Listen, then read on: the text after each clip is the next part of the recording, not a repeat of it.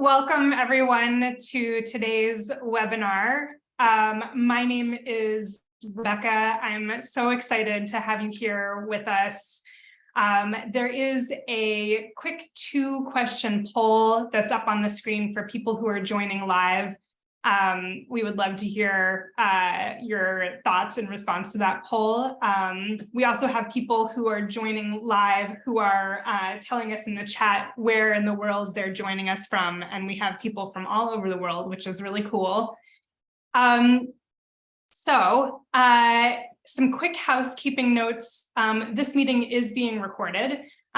You will get an email with the recording once it's available. I think that will be tomorrow, but it's usually pretty quick. And you'll also get a copy of the slides. So you shouldn't feel too stressed about taking notes. Just kind of absorb and feel free to ask questions. If you have questions during the webinar, you can use the chat functionality.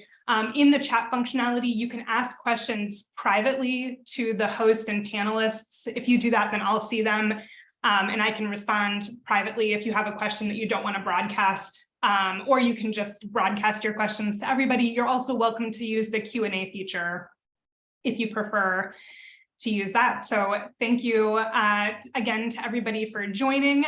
I am so excited to introduce today's speaker.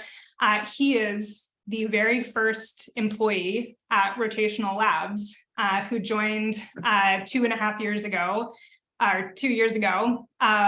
He is a distributed systems engineer. He is an avid rock climber, and his name is Patrick Desiel. I'm so excited for getting the chance to have him meet all of you because Patrick is what I envision when I think about what the future of data science and what data scientists are going to be like in, let's say, 5 or 10 years, right? So these are people who aren't just playing like machine learning bingo, if you know what I mean. People who are just kind of like trying to check algorithms off of their bucket list.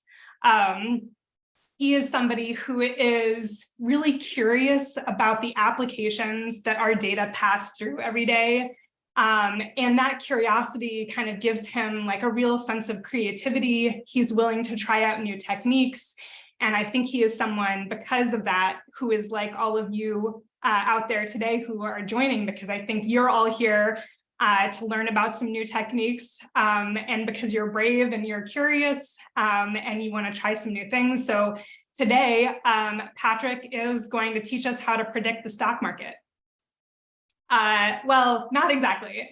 He's going to be presenting basically like a new data science workflow that's better for doing things like predicting the stock market. And it can also be used for things like modeling user behavior, time series data, security anomalies, anything that's sort of sequential data. He's going to teach us a new workflow for that. So without further ado, I'm going to turn it over to Patrick. Take it away, Patrick. Thanks, Rebecca. So glad to see a lot of people can make it. So we can go into kind of the meat of the webinar here. So what we're really talking about when we talk about asynchronous data science is something that's kind of the opposite of what you consider traditional batch data scientists. First, I'll kind of talk about like what is a batch. So the way I usually think about a batch is it's a snapshot in time of some data. So this might come from like a view on top of a database for like a select from like a time range, or it could be from the API, which is not a real-time API. It might be just a standard kind of REST API that you're pulling, or it could be from some kind of dusty database sitting somewhere on some academic database. Our website. So that's where batches usually come from. And the way you usually interact with batches is that you go through this kind of workflow where you are ingesting the data, you're making sure the data is in a format in which you can do computations on, and then you're doing some modeling, and which is probably the fun part for most people, because you get to play the ML bingo, like Rebecca described. And then you might try to forget about ML ops for now, because maybe you don't like to do ML ops, so you don't like to, you just want to focus on the data science. And then eventually you get to some visual analysis, which you can show to your boss to prove that you're doing good work. And then you kind of go through this loop where you're just doing this over and over again.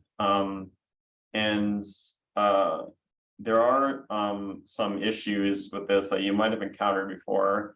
Like, it's not great for being reactive, like very reactive to things that are happening in the data, because you have to continuously like run that ETL pipeline, and that might take a while to run because you might have a lot of data that's coming through there. And I mentioned MLOps being really challenging, especially if you're not really a person who likes to worry about that type of stuff. And also you might have to worry about your models becoming less accurate over time, as your idea about the model, the data that you fed into the model originally has departed from the actual like underlying data set that's out in the world. So, but I will mention that batch data science is actually really good in certain use cases, and it's actually necessary for some ML algorithms, such as like any algorithm which you need to be able to compare data points to each other. You're probably going to need to use like a batch version of that algorithm, because for recommender systems, you need to be able to tell how similar two users are to each other, so you can actually give good recommendations to users, things like that. And a lot of people, I saw in the poll, we're talking about how they weren't really taught about real-time data in their education. I think that's very true, is that like a lot of the tools and things out there for data science are architected around the batches, right? You're assuming that you already have the batch of data that you want to run your machine learning on, and that you're going to be iterating over that data. So, so we can think about this kind of like a battery. Like, data scientists only really know how to interact with the thing that's like closely associated with them. Like in this case, would be like a Jupyter notebook, and they're not really most of the time tied into the actual data that's coming in, because they're working off kind of a copy of the data that is the data that's supposed to be flowing in real time, or it might be coming from a real-time data source. So this means that there's kind of an interruption between the actual data that's going into your organization and the flow of data that you're using to create your models. But what if you could have that data immediately, like as it was being flowed into your organization? You might be able to actually plug directly into the wall, in this analogy, and build some models that actually look like they're a bit more real time. So that kind of leads to what a stream is. And a stream usually comes from either real-time API, so an API that's constantly publishing data, and you can hook up a listener to it, or from applications which are running for IoT devices. And one thing that it can also come from is users interacting on your website, right? If they're clicking around, you might want to capture that data somehow and be able to determine like what patterns are your users interacting with your website on, and you might be able to have some interesting insights from that.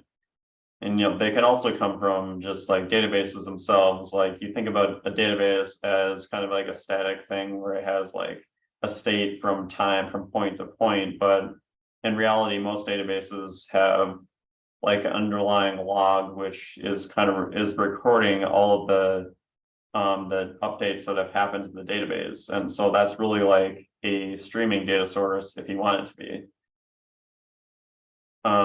So kind of in contrast to the async, to the batch data flow, there's this idea of an async data flow where you're able to separate all the parts in your application. So these are all the different layers in your application where you're doing either data science or ingestion or modeling or publishing results to an application. So the idea is that all of these can be executed independently, and you don't need to be relying on waiting for entire run to happen. For example, you don't have to wait, analysis does not have to wait for all the ingestion to occur because the data can be flowing in through what we're going to be calling topics. So these things can be publishing and subscribing to topics.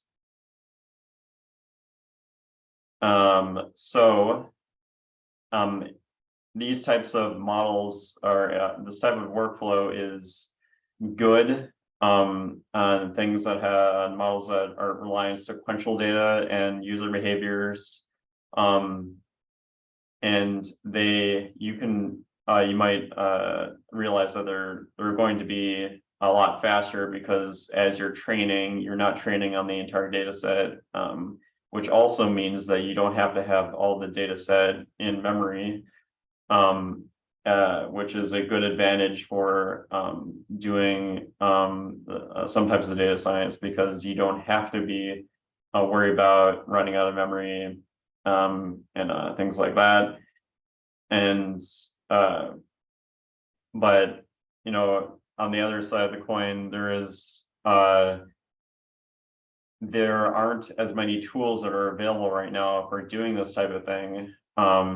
There are eventing tools that have been around for a while, but they're not really tools that data scientists would really use as their first choice, because they're really kind of engineering oriented and about hooking up services to each other, and they're kind of classical messaging systems, which are a bit more towards the engineering side of the spectrum. And it's also a bit tough to conceptualize, I think, because you're going from a object-oriented, which a lot of people know how to think about that from their the coding classes and university and stuff. But you have to shift into more of like a functional programming type of mindset where which is a bit different to adjust to. So before I go to the next section, do you have any questions about like what is bash and what is a stream?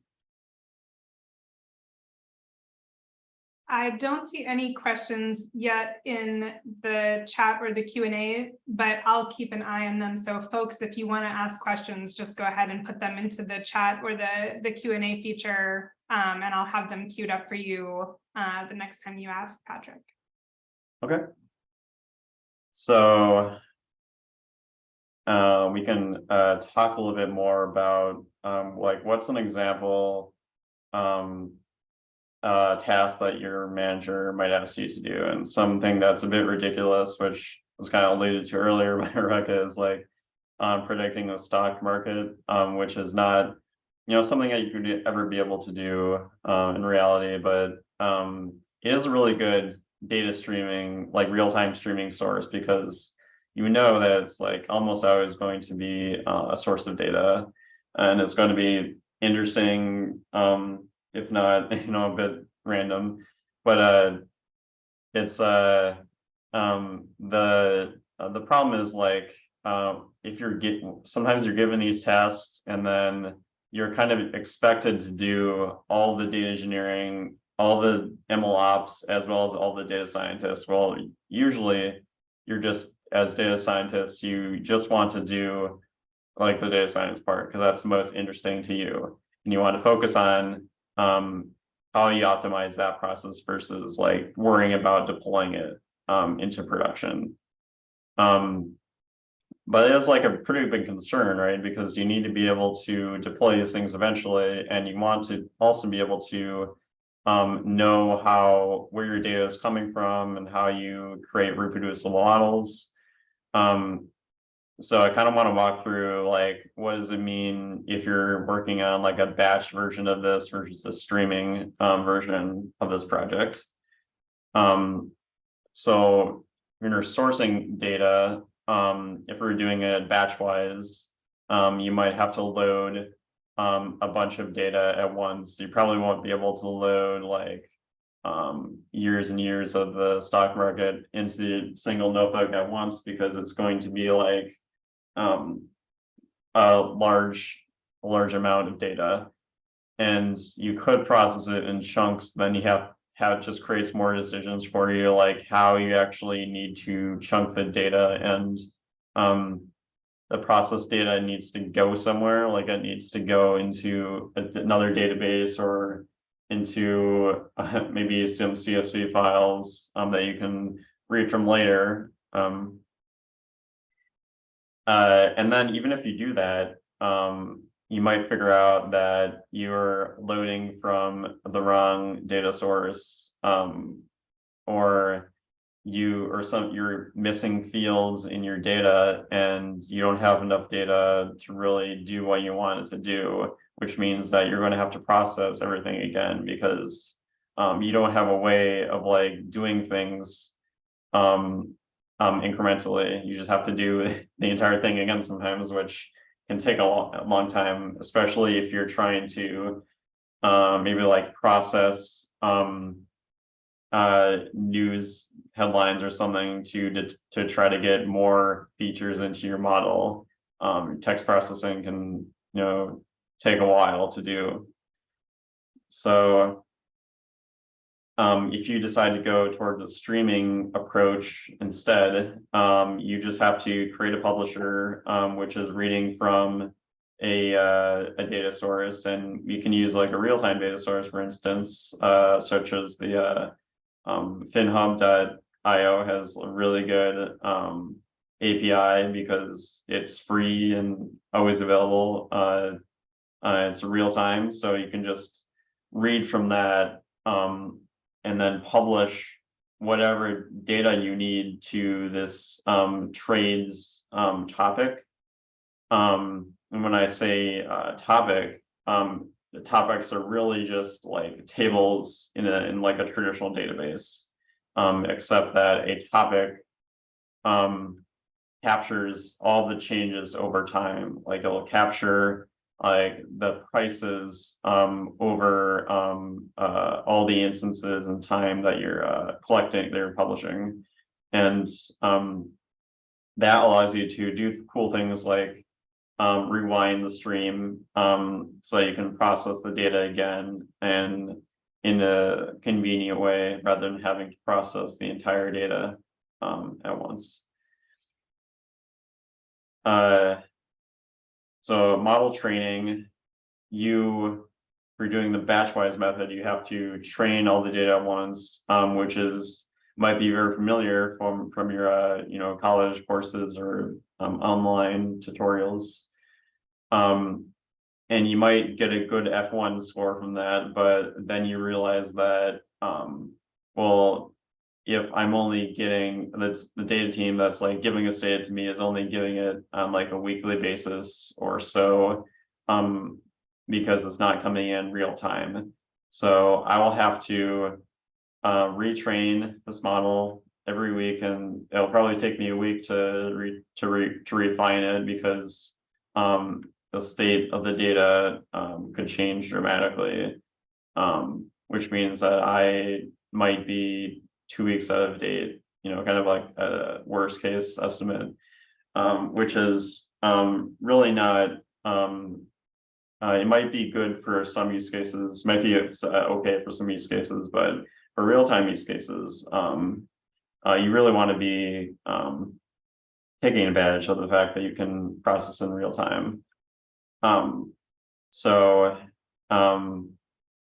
What you might do is you could create a subscriber to read from this trades topic and incrementally train a model.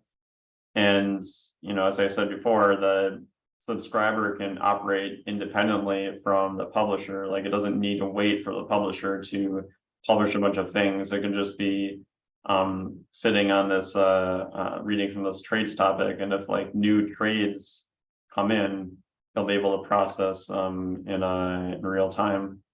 So then if you have like an online model set up, you could train the model incrementally instead of trying to do it all at once. And then the last part of this kind of section is about how you actually deploy models into production, because at the end of the day, they're only really useful if you can get them into some type of production state. So you might have been down this road before where you're trying to figure out how you actually version all your models, and you could buy like a fancy MLOps service to do it for you, or you can try to do it yourself with by setting up your own database, which makes so that but then you need to ensure that your database is always available to whatever your predictions app, right? You need to always have that available, and you need to be able to keep track of what data was used to train which model, so you can do some debugging. But you don't really want to think about this as a data scientist. You really just want to make sure that you're doing your job, which is training models from the data that you're given. So if you decide to embrace a more streaming approach, you could create a models topic in addition to your predictions topic. Like, these topics don't have to be the same data type. They can be heterogeneous. You can publish models. So I guess if we're using like the traditional Python style, you can publish your pickle files to this model topic, and that gives you a nice history of all the models that you've trained, and without having to worry about spinning up another database. So to kind of recap on this, we're going to have like a publisher that's listening on a WebSocket API, and then publish to our process data to the model trainer, and the model trainer will subscribe to that topic, and then publish models and predictions to this web application, or to MLOps dashboard and the web application. So you can have services that publish from or subscribe to multiple topics and then publish to multiple topics. So you can really do a full fan in, fan out pattern here. You don't have to worry about how do we connect these things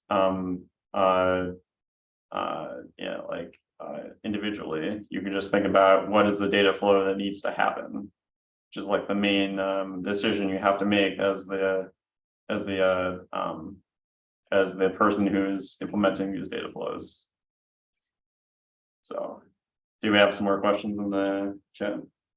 We do. We have a lot of questions. And actually, as I, present these questions to Patrick, if anybody does have questions, feel free to just kind of keep throwing them into the Q&A or the chat, and we'll get through all of them. So the first one is, what is the difference between object-oriented and functional programming? Is there an example?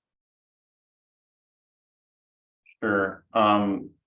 So like object-oriented, what we're usually doing is usually updating like the state of something, and your code is like depending on that state. So if you start like create an object in Python, and then you make some update to it, like and then later on the code you might be reading from that object, and you're assuming that, okay, that update has been made to that object, so I can rely on that fact. Functional programming is a bit more, it's more about like stateless interactions. So you can't really have any like store any state between functions, at least like for like purely functional. You need to like kind of be aware that you're defining functions which can execute at seemingly arbitrary times, and you're not really doing much effort to synchronize stuff in the code. Instead, you're making sure you're like defining functions to execute rather than maintaining objects. I don't know if that made any sense. Yeah, I think so. And actually, this next question, I think you could sort of interpret it as a follow-on to the first question. And it's specifically about Python. So people tell me that Python is slow, and there's going to be significant latency in the production of real-time analytics if you use Python. Is that true? And if that is true, is there a different programming language that I should be using instead of Python if I need to do real-time analytics? Yeah, I would say if you're really worried about performance, like another language would be to like consider it be Go, because Go is kind of built for doing this type of thing, like streaming data and like managing concurrency and stuff, and making sure it Python is a bit more, I think it's like a bit more heavy weights. The advantage of Python is really, what in my mind is really like the libraries available and the kind of like the intuitiveness and the access to newer programmers, or being able to prototype really quickly. So those things I would usually associate with associate with like Python, whereas like Go is more about like setting up production services that you want to make sure are really top-notch in terms of security and availability and stuff. Yeah, I think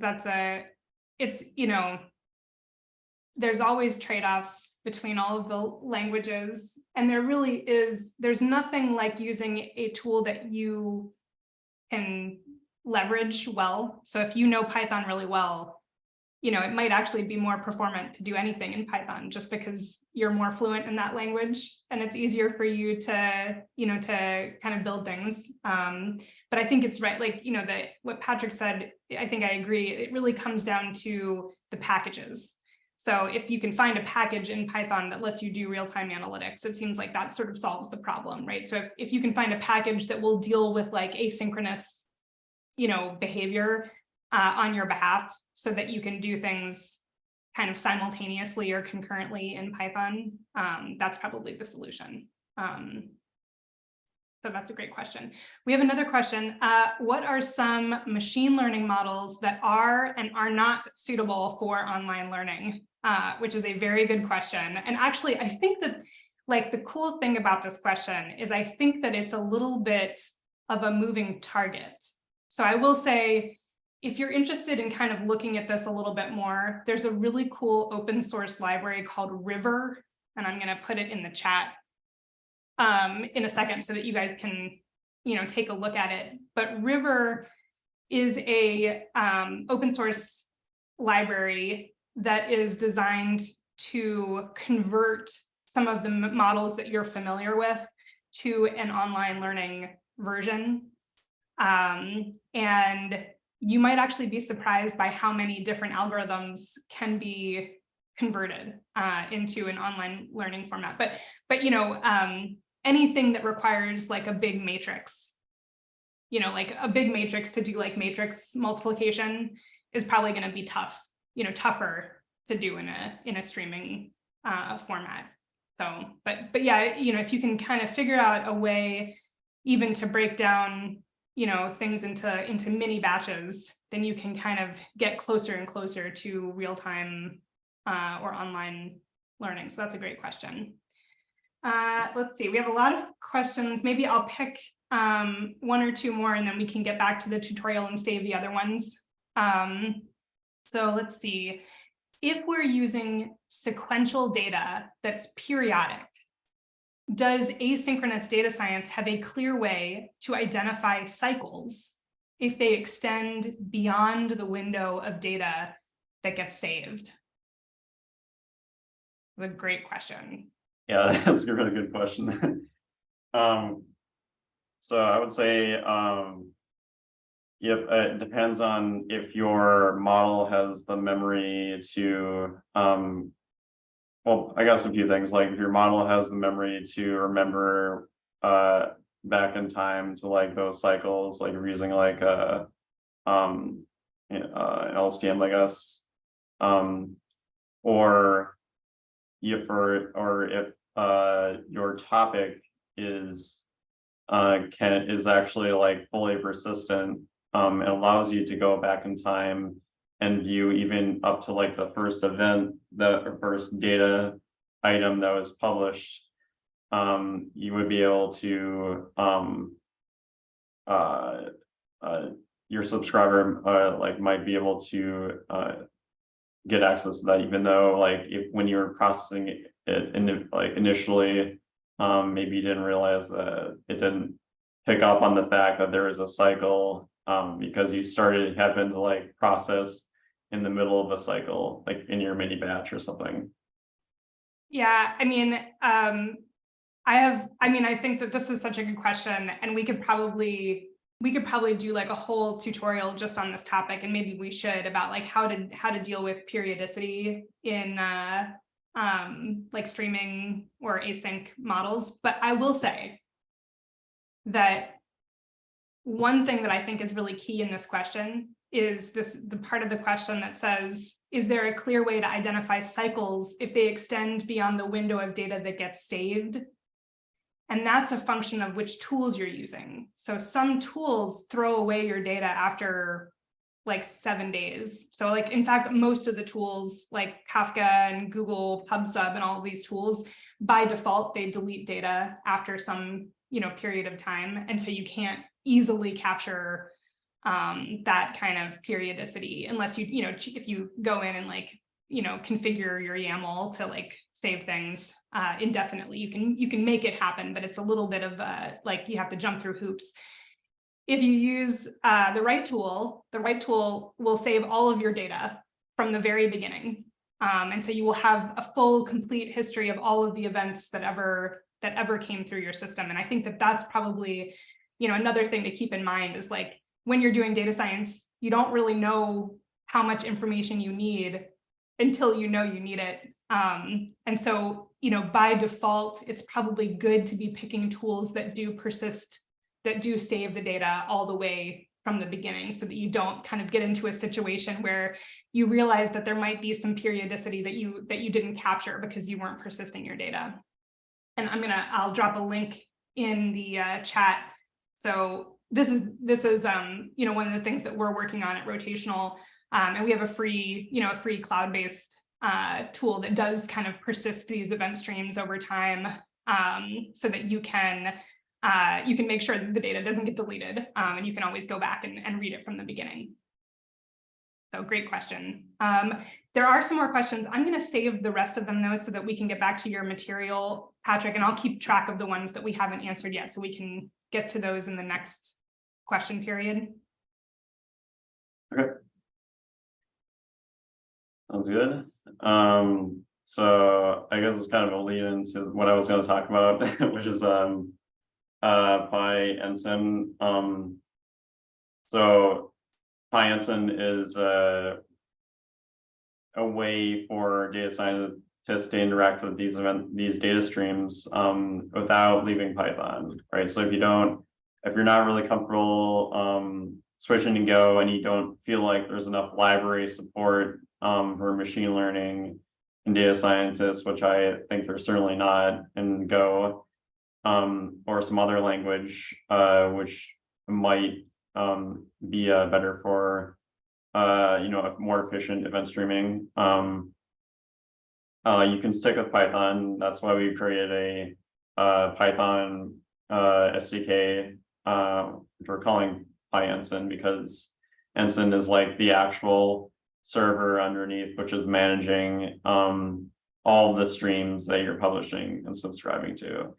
But the API allows you to interact using Python's async semantics. So you can set up publishers and subscribers pretty easily. So if you're sourcing data and you have a real-time data source, such as the FinHub WebSocket API, or using just any WebSocket or some real-time source, which you can iterate over in like an async way.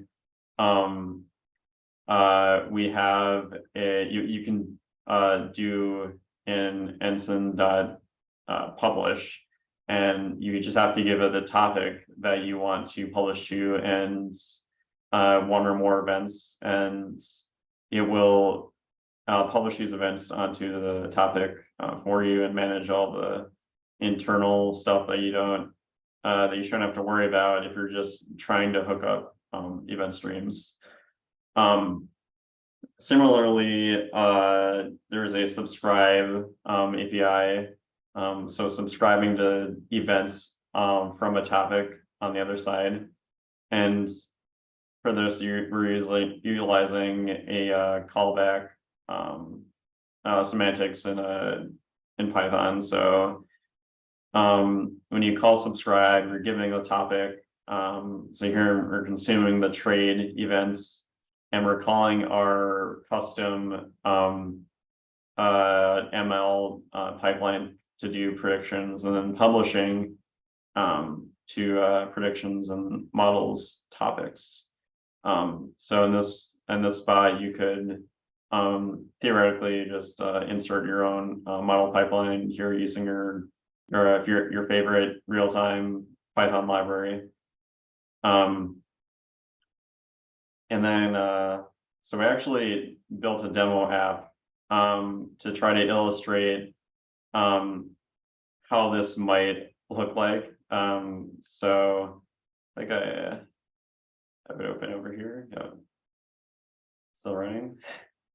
So what this is doing is that it's updating every few seconds. This chart is updating every few seconds, but it's actually processing a lot of processing these trades in real time. So I'm not doing anything right now with my hands, but this is running automatically, and it's consuming events from that FinHub WebSocket API, so the trades, and then it's publishing both the what the online model is saying that we're training right now, which is very naive. It's just a kind of out of the box model, which is not doing very much, is why you're seeing this be so erratic right now. But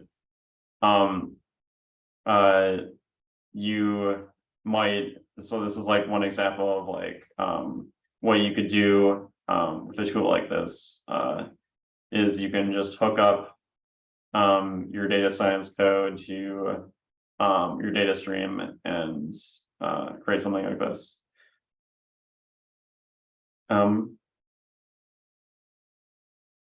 So with that in mind, we're kind of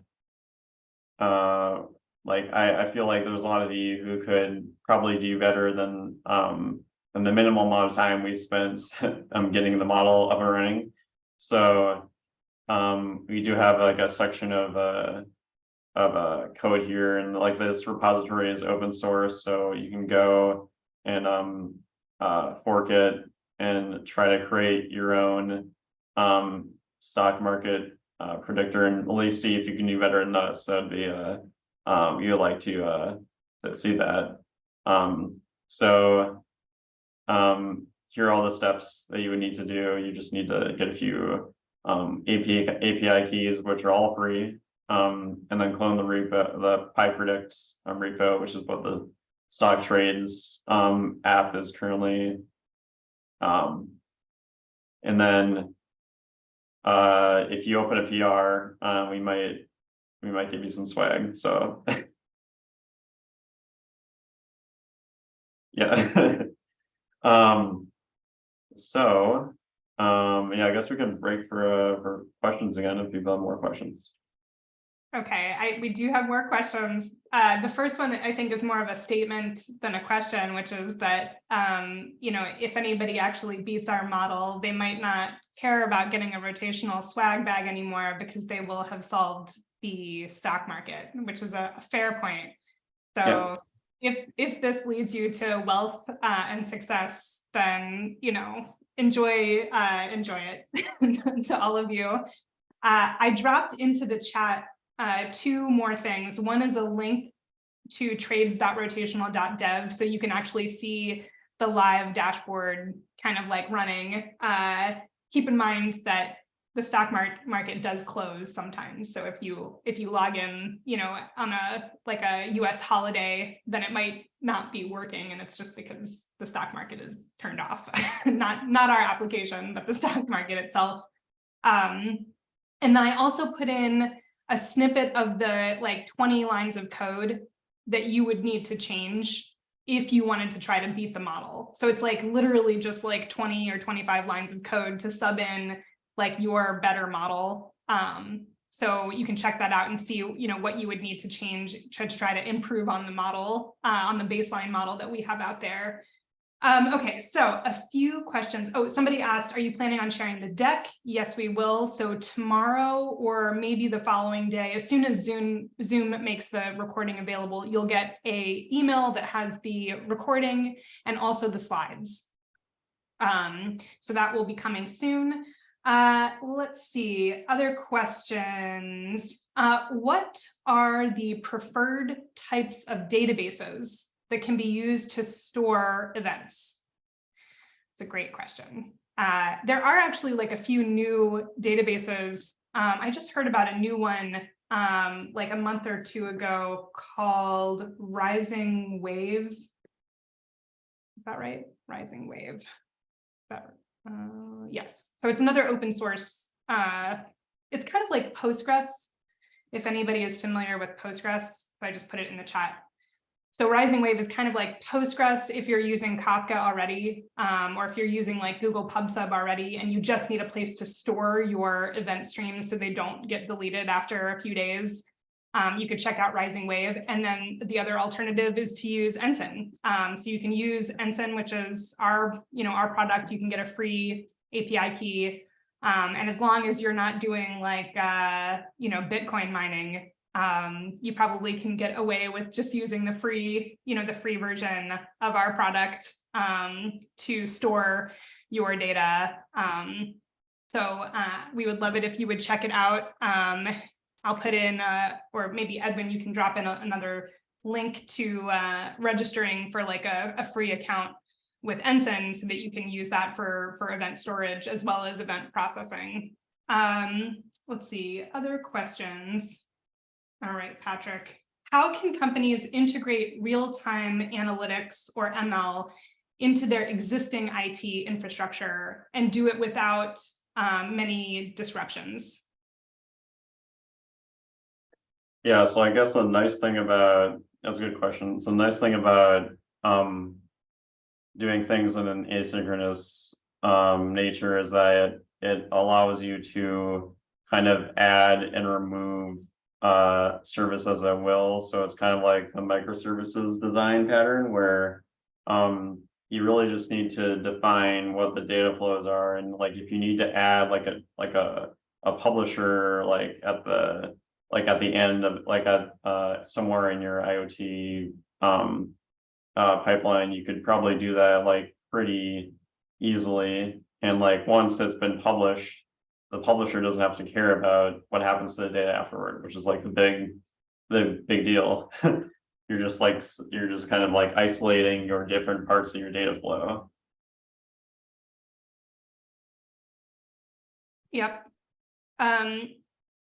If you could kind of go back a few slides to show the diagram of like the cloud with the cords kind of coming out of it, or to this one. Yeah, so kind of some of these like mental models for how you would stick like an asynchronous or real-time thing into like an existing production app. Basically, you know, the idea is that you should strongly consider doing it in a way that does not interfere with any legacy systems, right? Like if anybody tries to tell you you need to like throw away all of your legacy databases and like replace it with some brand new tool, like you should be a little suspicious of that probably, right? So it's not really necessary to do that in our experience. You should be able to just kind of like, you know, let's say you have a bunch of batch models and they're working perfectly for what you need. You don't need to change any of those. That's all fine. Like keep it all the same. And it should be easy to just like, you know, kind of once you kind of start tinkering with like PyEnsign, you should be able to kind of start to find places where you can strategically add in maybe like one or two small asynchronous maybe apps that are just like doing real-time alerting or doing some kind of like real-time analytics without interrupting the flow of what's going on in your production apps would be my advice. All right, we have some more questions. Okay, this publish subscribe model, is this as in Kafka or is it some cloud analog? So I guess maybe the question is like, how should people understand like publish subscribe in the context of something like Kafka? So that's a great question. You can think of it like if you're familiar with Kafka, it's like pretty much identical, except that Kafka doesn't, I don't think, stores all of your events like forever. I think there's some like by default there's some timeout by which your events will get deleted from your topic, because I think they're assuming like a more real time case. But what we're kind of thinking about is, you know, what if you could persist those events and then you could execute queries against like on your subscriber to make it feel like more like your subscriber feels a bit more interactive and like useful to data scientists. That's what we're thinking that subscribe could eventually do, but right now it's pretty much synonymous with like what most eventing systems think about when you like define, publish, and subscribe. Yep. Thank you. Let's see, more questions. Which generally highly used machine learning models don't have existing implementations in Golang yet? That's an excellent question. I actually don't know as of today, because I haven't poked around. To be honest with you, whenever I do machine learning, I just do it in Python. So I mean, I use Go when I have to like move a lot of data around. Like because I do a lot of natural language processing. So if I have to move like a huge amount of documents around, I would use Go for that. But if I'm going to train a model on them, I would use Python. But there is a library called GoLearn, like no hyphen, just GOLEARN. I'll look for the link. But it's another open source library. I think that it's basically a port of scikit-learn, but it's in Go. So if you check that out, let us know what you think. And I mean, I didn't make it, but like I would love to know what you think. If you if you experiment with it and you have any luck with GoLearn, I think that would be really cool. So great question. All right, another question. Can you use something like this, which I think means like PyEnsign? Can you use this to simulate a stream? Because sometimes data scientists are not allowed access directly to production data. Yeah, good question. I definitely sympathize with not being able to access the data you want to have as a data scientist, because yeah, I think it's something that we all kind of experienced at one point. You definitely can simulate streams. I guess you're talking about like dev versus prod. So you could have like different tenants maybe in that are like you use a development tenant and you kind of prototype out all of your data streams and set up all your topics, and then maybe you generate some data to flow through it to test that all of your different components are handling the data as well. We didn't really talk about like schemas and stuff, but that's like really kind of like important point too, is like making sure that your all your applications in the workflow like be like understand, like have the same idea of what the schema is. So there are ways, there's a way you can do that now in the API. So the first thing is like the MIME type, which is like the data type, and then there's also a type which you can define like an actual version on your data type. Yep.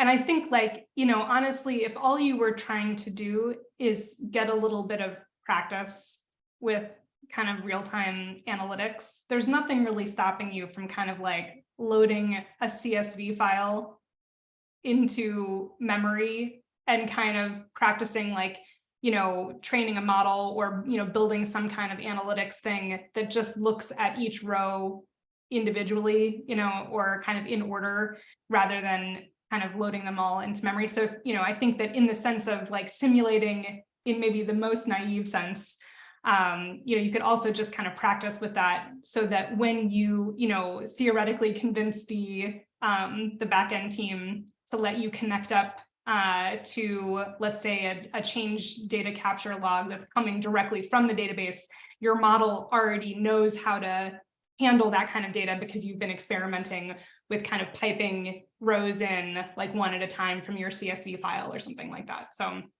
I think that would work too. Okay, I think we have time for one more question. All right, here we go. Oh, this is a really good question.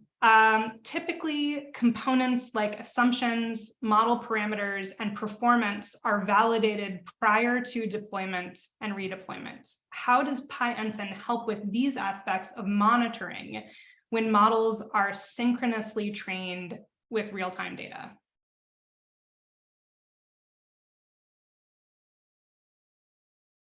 Okay, so this is about really like like if you're training models asynchronously, you want to make sure that like an individual instance doesn't error because it's the wrong data type. I get the impression this question is more about like how to do validate, like model validation on an online model. Okay, yeah. So that's yeah, that's a good question. I'm not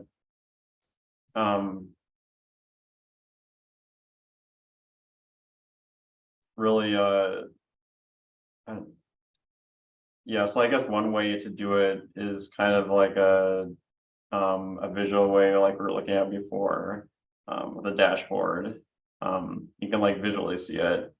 You could also try to put in some metrics into your like models topic, maybe to understand how far your predictions are deviating from your like the actual values, and like does that change over time? And then like Yeah, actually, do you mind pulling up the trades app really quick? Because I think that like that's such a good answer to this question that I just want to make sure everybody understands it. Like basically, you know, kind of what we're doing right now is we're looking at this live application, and like Patrick, hold your hands up so everybody knows you're not actually doing anything right now, right? This is running like, you know, purely on a open stream of data that's coming from like the US government, you know, posting about the trades. So we're kind of doing like visual analysis right now. Like you can see, like probably just from looking at this, you can start to come up with some ideas of how to make the model better. So for example, like each new event that's coming through to help update the online model looks like it's having too much of an impact on the next prediction, right? So like probably what we need to do, or what you might need to do if you're going to try to improve on this, is to come up with some way to dampen the impact of each event so that it doesn't dramatically change predictions too much. So I think that, you know, one of the things that's actually easier to do with real-time data is evaluation, because as new data comes through, you can use that new data to help validate, you know, the model that's kind of updating in real time. So surprisingly, like in some ways, it's actually maybe slightly easier to validate models in this way than it would be kind of with a batch model. We are out of time. That went by really fast, and I think that there's still some good questions that we didn't get to. I'm sorry we didn't get to everybody's questions, but thank you all so much for attending. Patrick, can you quickly switch to the last slide in your slide deck, just so people know we do have another tutorial coming up. There's one coming up on July 11th, which actually will be more about how to, you know, once you've trained a few different models, how to use like an event stream to help you manage models as they change over time, so you can handle things like model drift and validation and that kind of stuff. So if you're interested in that, go ahead and register for the July 11th ML Ops training. And then we're going to have another one right after that, or a couple weeks after that, on how to do natural language processing in a streaming fashion. So you can bootstrap your very own LLM using things like Hugging Face and River, which I put into the chat, and some of the other open source libraries that we've been playing around with. So we're going to show you how to do that. So if you want to register for either of those, we hope to see you at the next one. Thank you all so much for joining, and stay tuned for an email with the recording and the slides.